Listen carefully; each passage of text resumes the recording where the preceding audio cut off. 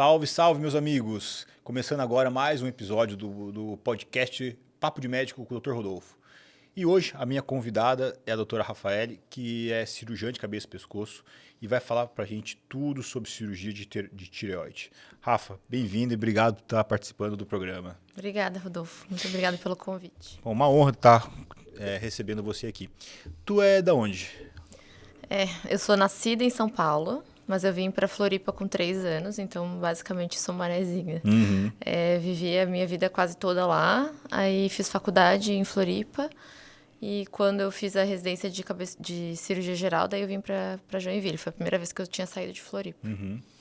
E a cabeça e pescoço? Aí eu fiz no Hospital do Câncer, que é o Hospital de Amor, né, que mudou o nome, lá em Barretos, interior de São Paulo. Assim, ó, eu lembro de uma história agora da minha época de faculdade, que eu tava, acho que no terceiro, quarto ano de faculdade, a gente tinha uma biblioteca na faculdade que era só para medicina. E aí veio um monitor novo para ser nosso monitor ali, que era um professor novo da faculdade, e aí eu perguntei para a secretária, e qual que é a especialidade dele? Ela falou, ele é cirurgião de cabeça e pescoço.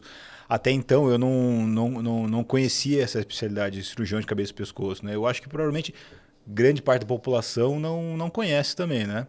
Você podia explicar um pouquinho pra gente o que faz o cirurgião de cabeça e pescoço? Sim, é realmente uma especialidade que até hoje, apesar de ter bastante, tem muita gente que não conhece. Porque às vezes atendo no consultório que algumas queixas de paciente que não tem nada a ver com o que um cirurgião de cabeça e pescoço faz. Por exemplo, dor de cabeça. Ah, mas não é o cirurgião de cabeça? Tira a cabeça, acabou a dor, né? Mas não, daí eu explico. Não, isso é neurologista. Ah, tô com dor na cervical, na coluna cervical. Ah, não é comigo também. Ah, mas não é pescoço? Então é meio confuso. Então, o que faz um cirurgião de cabeça e pescoço? O que a gente opera?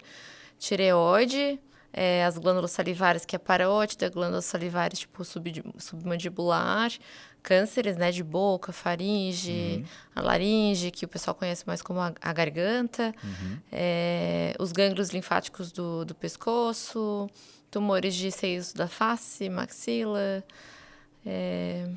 basicamente isso. O cirurgião de cabeça e pescoço também faz a parte estética? De que parte que tu diz? Mandíbula, nariz... Então, tem cirurgião de cabeça e pescoço que faz isso, mas a gente não aprende na formação estética. Seria uma coisa a mais depois. Uma coisa a mais. Às vezes faz uma pós-graduação, alguma coisa assim. A tua especialidade, acho que a gente podia separar entre parte oncológica e não oncológica, basicamente, né? Tu acha que hoje em dia, qual que ocupa a maior parte das tuas cirurgias? Depende se a gente fala em mais privado ou mais SUS. O SUS praticamente câncer, inclusive meu ambulatório na parte oncológica. E no particular, acho que mais para benignos, assim. O ganha-pão do cabeça e pescoço é tireoide, de longe. E como eu faço muito câncer de pele, também minha rotina é bastante câncer de pele. Mas tireoide, a maioria é benigna, né? Tá. Então, a cirurgia que você mais faz atualmente é cirurgia de tireoide. Tireoide. E câncer de pele. Beleza. Bom, o nosso enfoque hoje é falar um pouquinho mais sobre tireoide, né? Então, para explicar um pouquinho para quem está assistindo, para que serve a tireoide? Então, a tireoide, tem gente que fala assim, eu tenho tireoide. Todo mundo tem tireoide. A gente nasce com uma glândula que fica bem no pezinho do pescoço. Tem 2 lados, né? O lobo direito e o lobo esquerdo. E no meio, conectado pelo istmo, que é o meio da tireoide, é uma glândula produtora de hormônio, que são hormônios essenciais para a vida. Então, a gente precisa, desde pequeno, desses hormônios. Inclusive, gestante tem que estar com os hormônios sempre em dia para não ter má formação do bebê e tudo mais. Então, ela é uma glândula que produz hormônio. Basicamente isso. Eu tinha um professor na faculdade que falava que a tireoide era o maestro do corpo. Né? Ele conduzia o ritmo do metabolismo, né? A gente precisa... por isso que eu digo para os pacientes todos, assim, é essencial para a vida. A gente precisa estar com esses hormônios bem regulados. E quais são os casos que você precisa operar a tireoide? Então, tem as doenças da tireoide que são não cirúrgicas e tem as doenças cirúrgicas. A grande maioria das doenças da tireoide são hipotireoidismo e hipertireoidismo.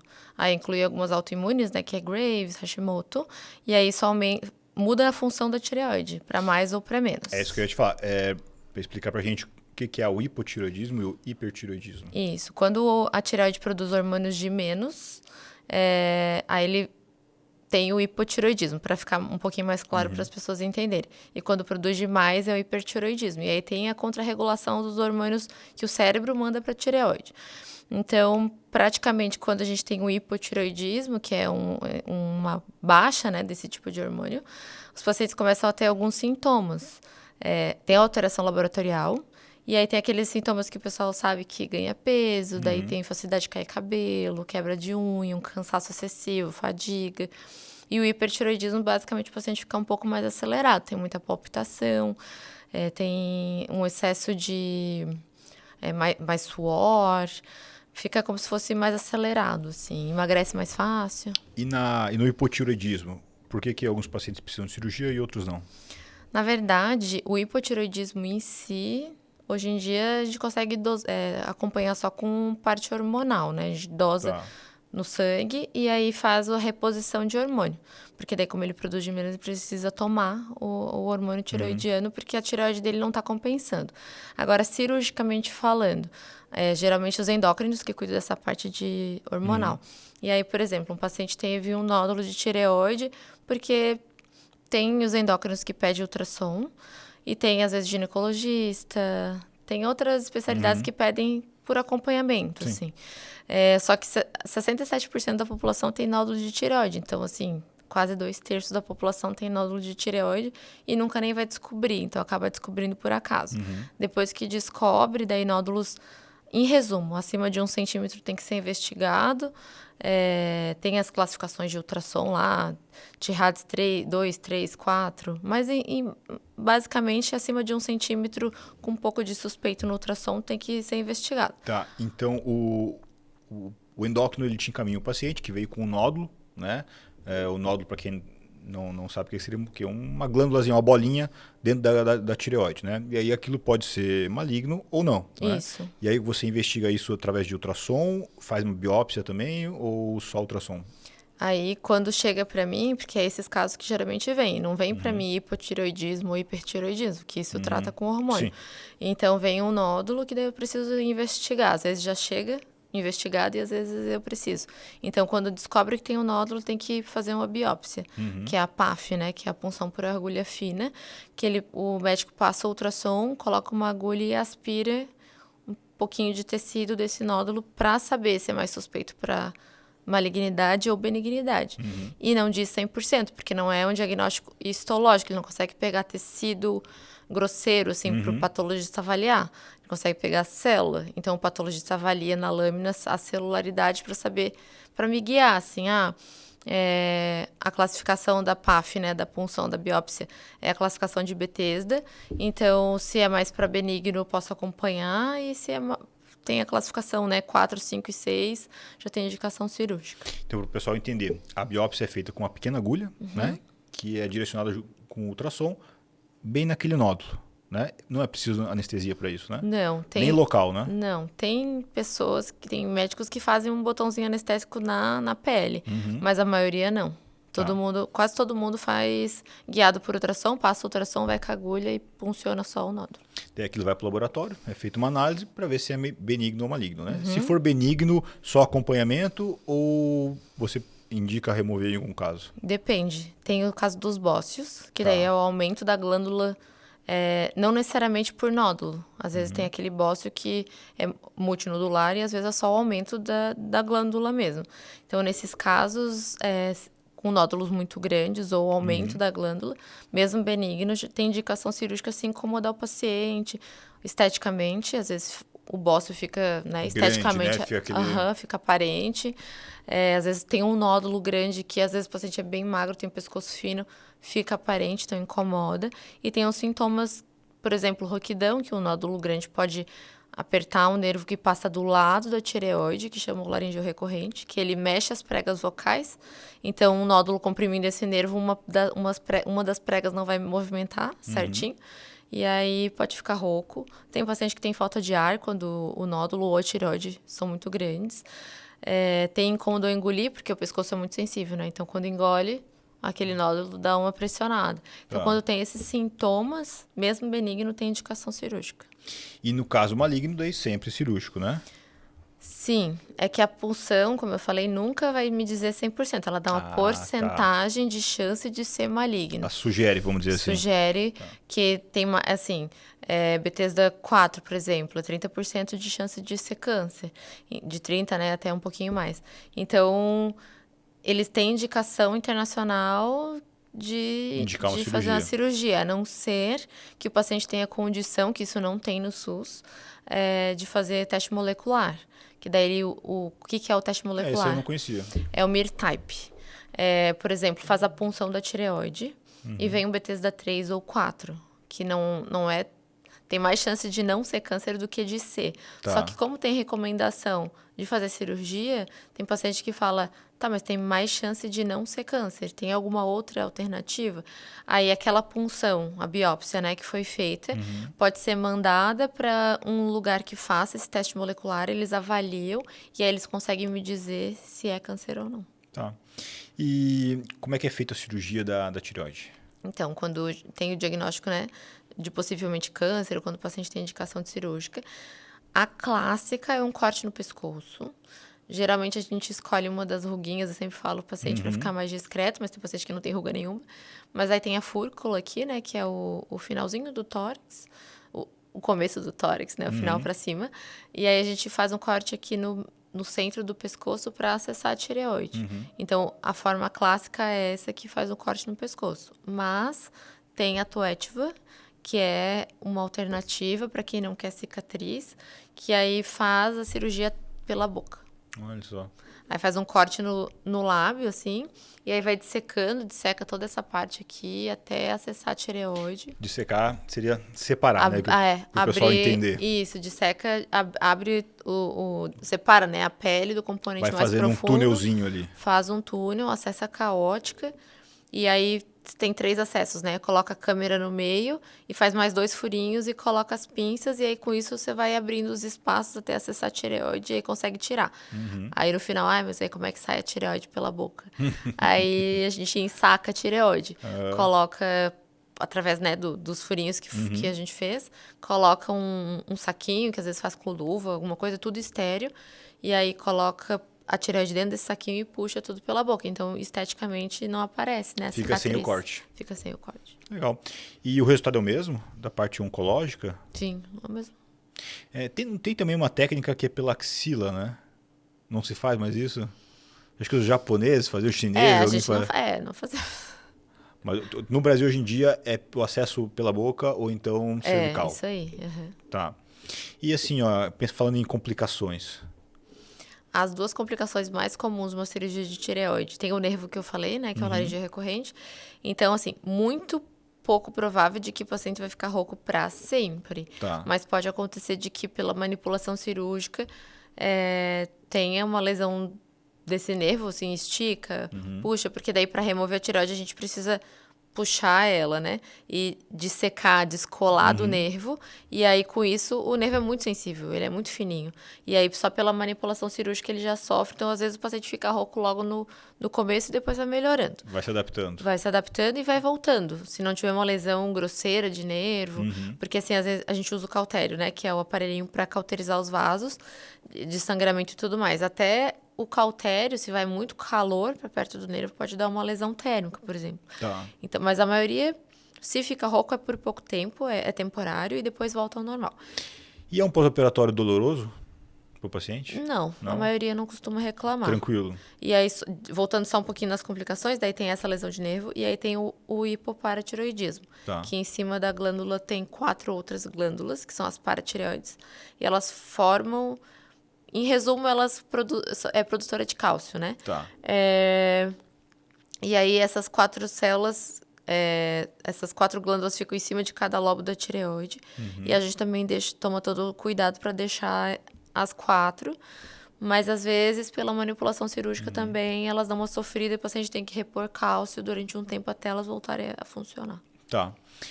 Tu notou se nos últimos anos a incidência de câncer de tireoide tem aumentado na população? Eu notei que sim, mas eu acho que é porque a gente está fazendo mais diagnóstico. Como eu falei, a maioria tem nódulo e não sabe. Mais fácil de 3 pessoas, 2 tem, né? E então, antigamente ninguém investigava, assim. E hoje em dia tem mais diagnóstico, né? Sim, tem se feito mais exames, né? E a prevalência entre homens e mulheres é a mesma? Não, é muito mais em mulher do que em homem. Muito mais em mulher? Aham. Olha só, tem algum motivo hormonal? Será que é relacionado a isso? Tem uns estudos que falam que tem a ver com na parte hormonal ou constitucional da mulher, mas é uma relação de... Agora tu me pegou que agora eu não lembro se é 3:1 ou 2:1, mas eu quase certeza que é 3:1. É bem É bem diferencial. bem diferente. E a faixa etária? Não tem Qualquer idade? qualquer idade. Eu opero criança, só que a maioria dos nódulos em criança, quando aparece, é mais câncer. E mulheres jovens, quando descobrem logo cedo, também tem a tendência a ser mais câncer. A média de idade de paciente que eu opero mais é entre 30 e 50 anos. Tá. Mas a gente sabe que depois, até para estadiar, né, para ver se o câncer é o grau do câncer, né, que o paciente está, acima de 55 anos tem mais risco, tem tudo isso. Mas a média ali é entre 30 e 50. E tem algum fator de risco para câncer de tireoide? Então, os pacientes costumam perguntar isso. Fora a exposição a iodo, E a genética? Tu nota assim que... isso sim, tá? Teve a mãe que teve, uma tia que teve, tem na família, pode ser que tenha, tá? Mas não é certeza. Tem algumas doenças, um câncer de tireoide medular, que tem relação com as neoplasias endócrinas múltiplas, que é um tipo de câncer que dá... um tipo de doença endócrina que dá alteração em algumas células do corpo, em algumas glândulas do corpo. Tipo, aí o câncer medular está associado à neoplasia endócrina múltipla, que pode ser familiar. Tá. E assim, ó, existe algum protocolo de rastreamento, de prevenção para câncer de tireoide? Não. Não. É isso que eu explico também, porque daí tem muita gente que fala assim, ai, doutora, mas eu descobri, se o ginecologista não tivesse pedido esse ultrassom, eu nunca ia saber que tinha câncer. E é verdade. Não tem um rastreio igual um câncer de intestino, né, que faz, ou câncer de mama, que a mulher faz Papa Nicolau para descobrir, né, câncer de colo e tudo mais, de colo de útero e tudo mais. Não tem. Por mais que seja predominante, né, o nódulo de tireoide na população. Por que eu acho que ainda não tem? Porque a maioria dos nódulos são benignos. Tá. Então, a grande maioria descobre e acaba não tendo que fazer nada. Então, eu imagino a histeria que ia causar se tivesse um rastreio e 2/3 da população mundial descobrisse que tem nódulo. Ia estar todo mundo levando agulhada no pescoço, né? É a sobrecarga do sistema, eu acho. Tá. E no pós-operatório, você falou que não é uma cirurgia dolorosa, né?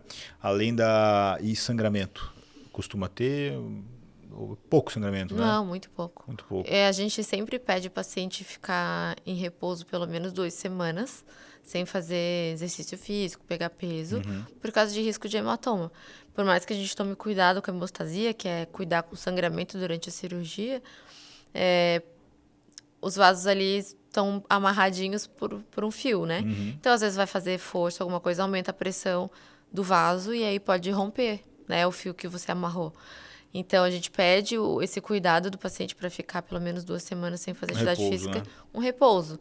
Mas, assim, dieta, mantenha a mesma que ele está acostumado a comer. Não pode pegar só pela questão da cicatriz, né, para esteticamente falando, não ficar manchado. Mas, assim, dor pós-operatória, os pacientes reclamam geralmente nos 2 primeiros dias. E, para ser bem sincero, eles reclamam mais para engolir por causa do tubo da anestesia geral do que da cirurgia em si. Eu até ia te perguntar, como é que é a parte de deglutir o alimento, de engolir o alimento no pós-operatório? Eles não costumam reclamar. É mais questão do tubo mesmo. Porque a cirurgia é bem baixa. Então, isso aqui não vai influenciar muito para deglutir. Conforme vai passando o tempo, vai fazendo aquela cicatrização, né? Tá. Por mais que a gente só veja o cortezinho de quem fez a tireoide, a gente mexe num quadrado grande no pescoço. Então, tudo aquilo ali fica cheio de cicatriz. E aí, acaba dando uma grudada, né? No tecido de fora pro de dentro. E aí, isso, conforme vai passando o tempo, pode ser que fique mais grudado e o paciente sinta um pouco de incômodo para engolir. Nos meus pacientes, eu sempre falo para eles fazerem massagem e ir soltando. Tá. Mas, assim, logo em seguida, os pacientes não costumam reclamar de dor. E tu costuma deixar algum dreno? Depende também nos bócios, que é o aumento da tireoide você vai tirar aquela tireoide gigante dentro do pescoço e vai sobrar um tecido. Um tecido vazio, não, um espaço vazio. Um buraco vazio, Um né? buraco. E aí isso fica acumulando líquido de cicatrização, né? Então a gente deixa o dreno. E também pode ser que aconteça de algum vasinho, né? Ficar Sangrar e sangrando e o dreno é mais para proteção. Mas assim, uma tireoide pequena, que o paciente não sangrou muito no intraoperatório, eu não costumo deixar, não. E na cirurgia oral, é mais desconfortável pós-operatório ou é a mesma coisa? Às vezes os pacientes reclamam um pouco mais, porque a gente coloca ar, né? Então vai um gás, né? Tá. Pra descolar o máximo da pele pra gente conseguir ver, né? O que tá acontecendo ali. Então, às vezes, esse acúmulo de ar no subcutâneo, aqui embaixo da pele, às vezes dói um pouco mais. Mas E mastigar é igual? igual, Não atrapalha em nada? nada. Tá. Então também não tem nenhum alimento que deve evitar? Ou Não. não? Comida Não, normal, não, então. normal. Eu sempre digo, não come carne de porco só pela cicatrização, porque é comida muito gordurosa. Aham. Mas só pra ajudar na cicatriz, porque eu também tenho essa preocupação mais estética. Assim. Tá. E tu falou que às vezes opera criança também, né? E, então na criança ele é mais agressivo, o câncer de tireoide? Não, muito mais. Qual que foi a criança mais nova que você já teve que operar uma tireoide? Somando o tempo de residência com hoje em dia, vida. assim, eu acho que foi 7 anos. Mas eu lembro que teve uma criança de 4, 5 anos. Não, acho que foi 6, 7 anos mesmo. 6, 7 anos. Aham. Câncer Porque- maligno de tireoide. câncer de tireoide. Caramba. Acho que operar a criança é um desafio muito maior, sim. né? Porque a criança não entende, né, o que está acontecendo, né, por que tem que operar, né? Então é um desafio maior. E Mas a recuperação deles é boa. É boa. A criança recupera Eles tudo mais recuperam rápido, muito né? rápido. Eu lembro que teve um caso lá em Barretos que o menininho não era de tireoide. Eu já não me recordo do que era. Mas ele teve que ficar de tracostomia.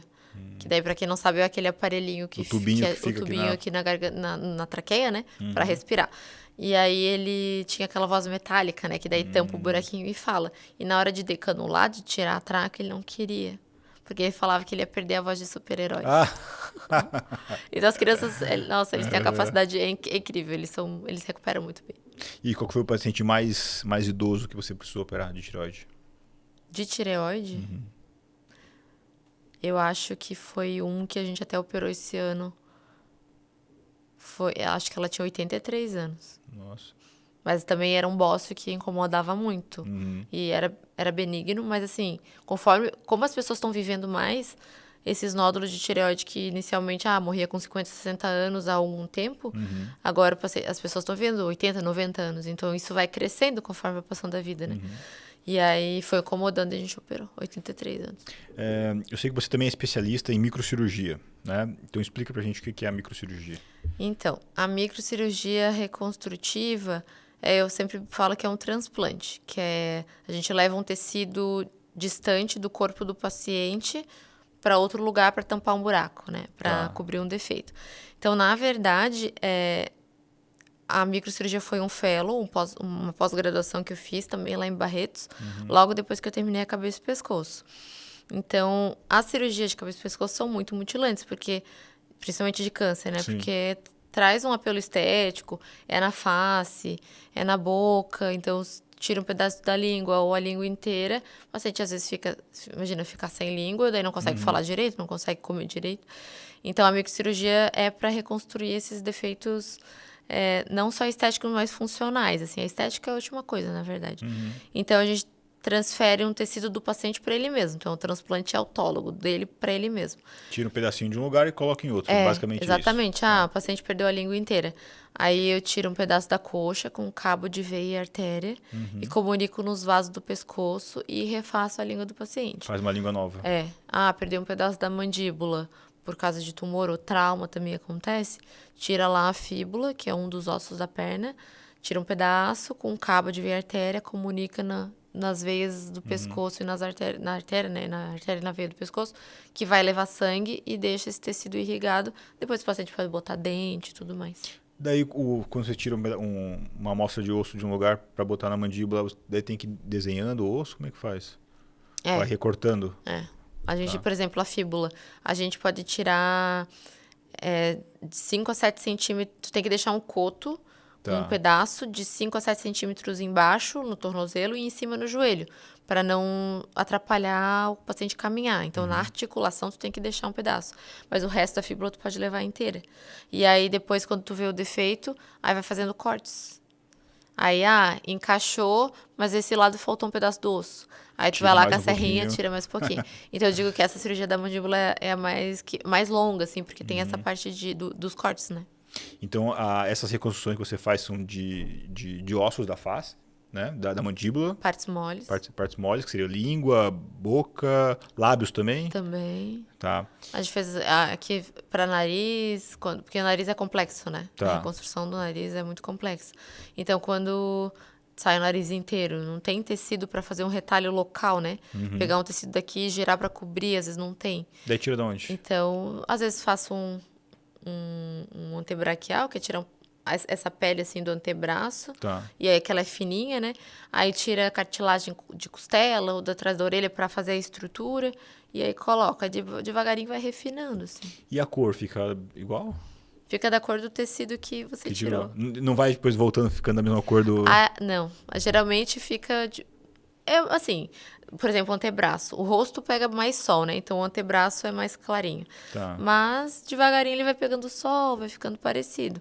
A língua, que eu acho muito interessante, por mais que tu use pele para refazer a mucosa, que a mucosa é mais rosada, né? Aí a pele vai ficando rosada, por incrível que pareça. Olha só. Legal. Bom, acho que a gente conseguiu explicar um pouquinho, tirar algumas dúvidas das pessoas sobre a cirurgia de tireoide, né?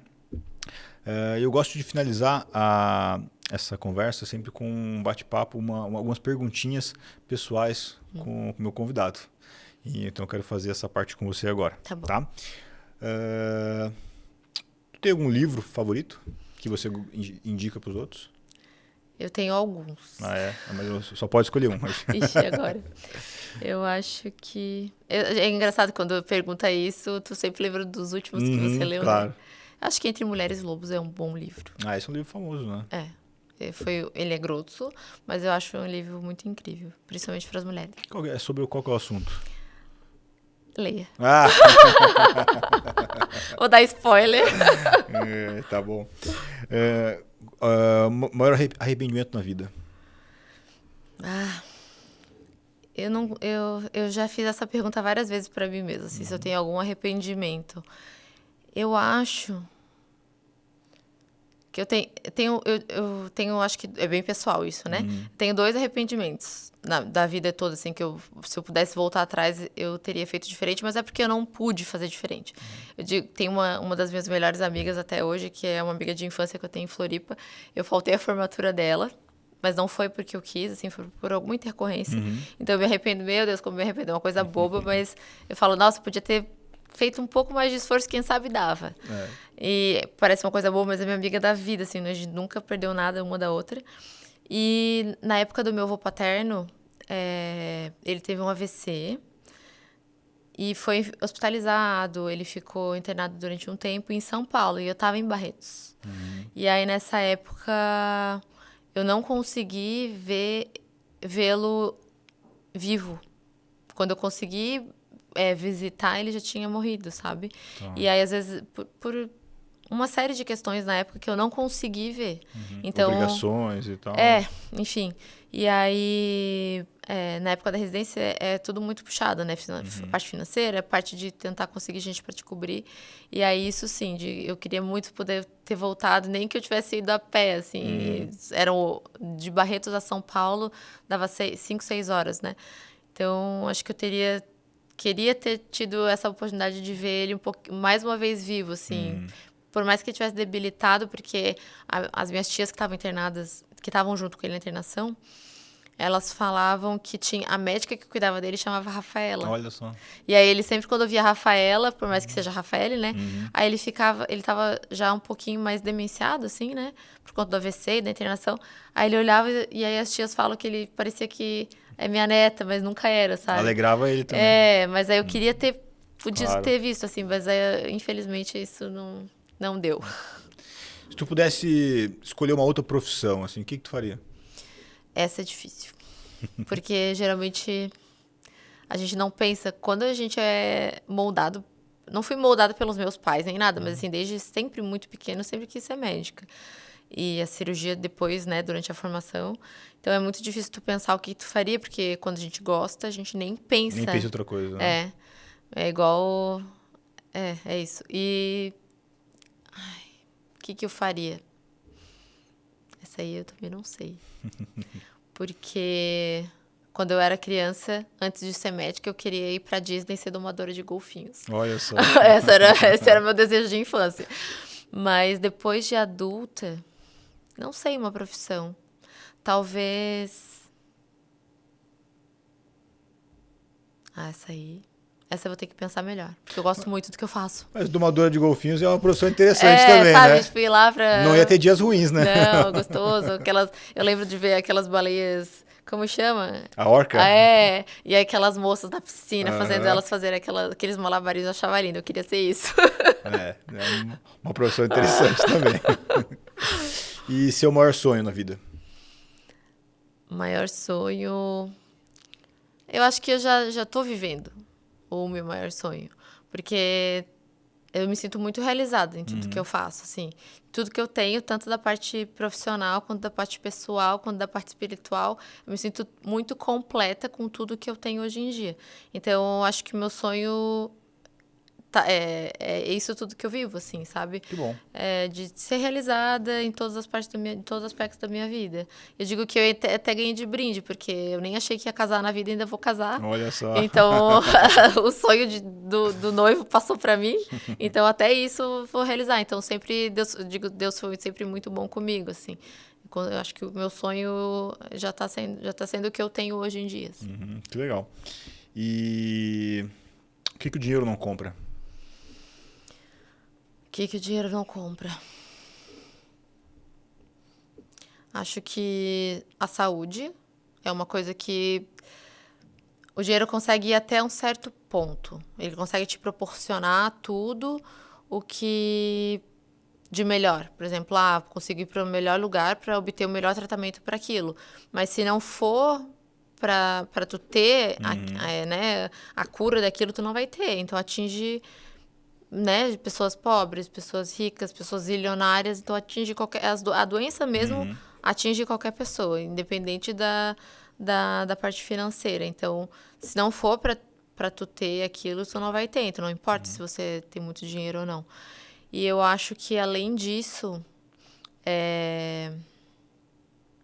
tem algumas coisas que o dinheiro não compra, né? Valores... Tu pode fingir que tu tem, mas não compra isso.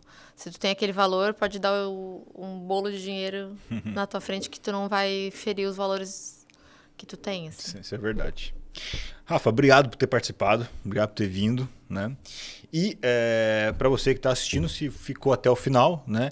Aproveita e clica no joinha lá e também em seguir o nosso canal. Obrigado.